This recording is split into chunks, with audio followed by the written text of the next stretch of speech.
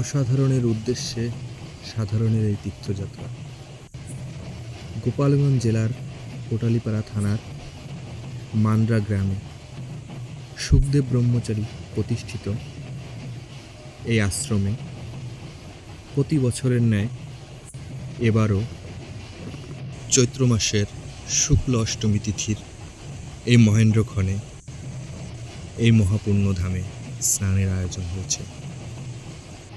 শুধু স্থানীয় লোক নয়, সারা বাংলাদেশের বিভিন্ন প্রত্যন্ত অঞ্চল থেকে সুখদেব ব্রহ্মচারীর ভক্তগণ এখানে স্নান উপলক্ষে এখানে আসেন।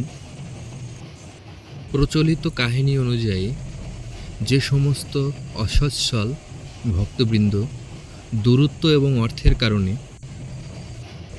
নারায়ণগঞ্জের লাঙ্গলবন্ধে গিয়ে অষ্টমী তিথির এই মহাপুণ্য স্নানে অংশগ্রহণ করতে না পারবে, তাদের জন্য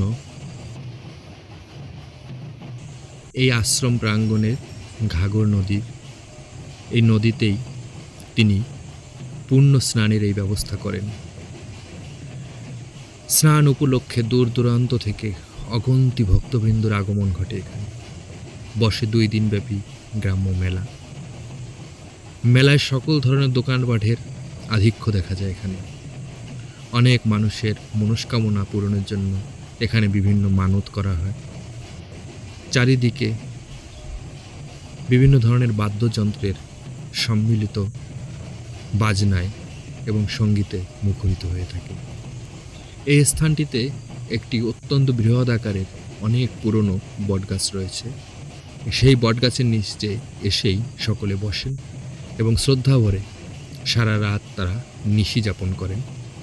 এখানে প্রচলিত বিভিন্ন ধ্যান ধারণা থেকে আমরা এও পেয়ে থাকি যে ভক্তবৃন্দর আগমন উপলক্ষে এখানে মহোৎসবের আয়োজন করা হয়।